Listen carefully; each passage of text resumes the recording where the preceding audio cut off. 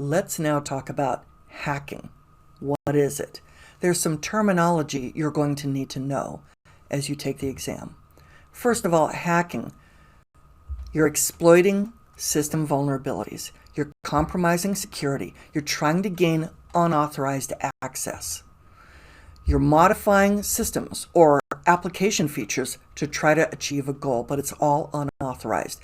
You're trying to steal or redistribute intellectual property. In other words, put it on the internet, right? And this will lead to business loss for your victim. Hacking originally had a three-part model. Now it's been expanded out quite a bit over the years, but it boils down to these three most basic phases. The first one is reconnaissance. You're doing some recon. That can include open source intelligence, footprinting, or active scanning and fingerprinting. More on that soon. Then, once we have identified potential targets, we try to break in. That's penetration. This is the active part of hacking. We're delivering the malware, or we're taking advantage of social engineering or physical intrusion.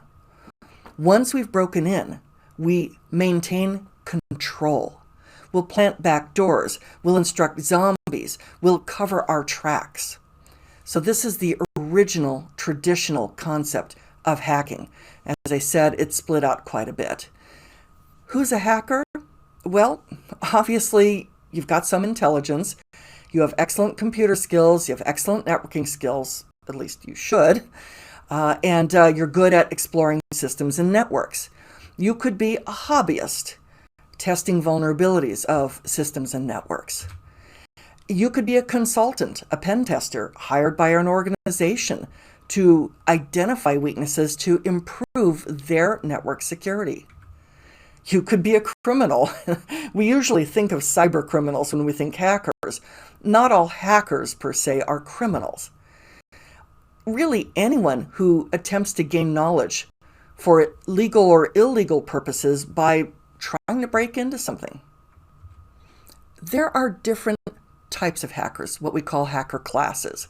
And the first three refer to a hat color. Now, this goes back to the old Western movies where the good guys wore white hats, the bad guys wore black hats. So that's been kind of borrowed. The black hat hacker is a criminal. They do stuff for malicious purposes. Maybe it's bragging rights, maybe it's to make money, maybe it's to take down an enemy, but they are not doing things because they're nice. On the other side of the spectrum is the white hat, the ethical hacker. That's us. The ethical hacker does things to fix, to heal, not to harm. We try to discover stuff before the black hats do. We try to expose the vulnerabilities so they can be fixed. And then somewhere in the middle is the gray hat. Now, these folks claim that their motivation is intellectual curiosity, but they will do good or bad activities, and they won't have permission. Hopefully, they'll tell the vendor or the organization what they discovered before truly malicious people can get into it. But that's black, gray, and white hat. Then you have the script kiddie or skitty. These are folks who really don't have any skills. They're using other people's tools. They'll use other people's scripts or programs, and they'll just look at tutorials on the internet.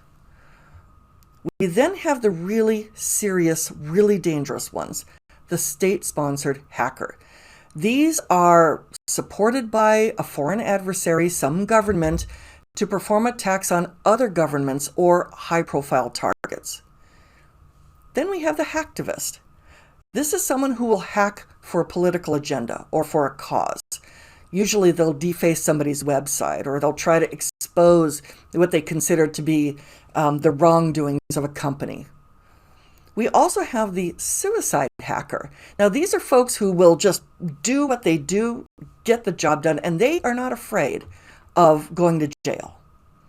There are also cyber terrorists, and their whole motivation is they've got extreme political or religious beliefs, and they just want to terrorize, create fear or disruption. So you can see examples here of the different hacker types, just some of them.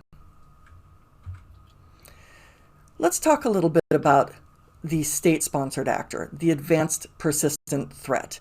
Now, APTs, for the most part, are state-sponsored because they have all kinds of money and resources put into them to do whatever they want to do.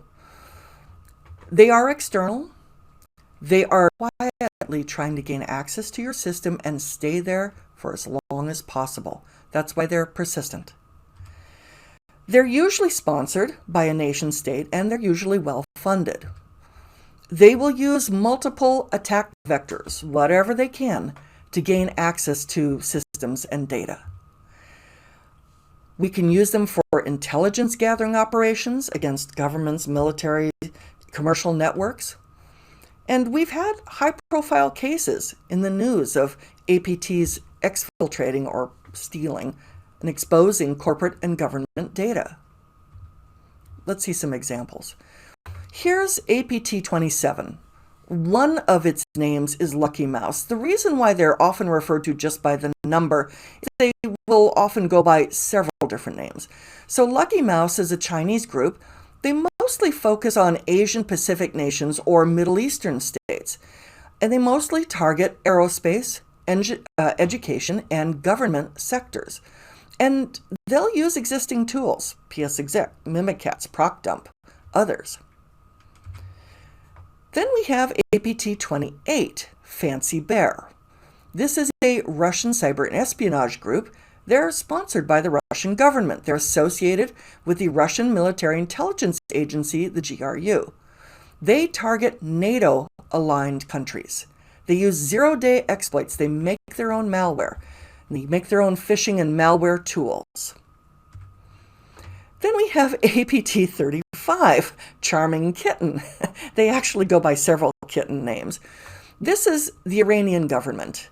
That's their cyber warfare group. They depend on phishing and social media for the most part. They developed a tool to steal data from the really popular email providers like Google and Yahoo and Microsoft. There is documented interference in the US 2020 and 2022 elections that goes back to Charming Kitten, Fancy Bear as well. Then we have this North Korean group, APT-37, and I'm just hitting on the most notorious. There are plenty of others.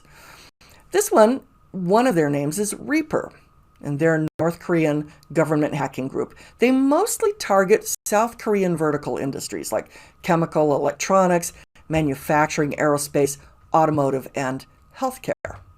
And in fact, APT-37, it just drives me crazy to see people take advantage of people's pain and suffering.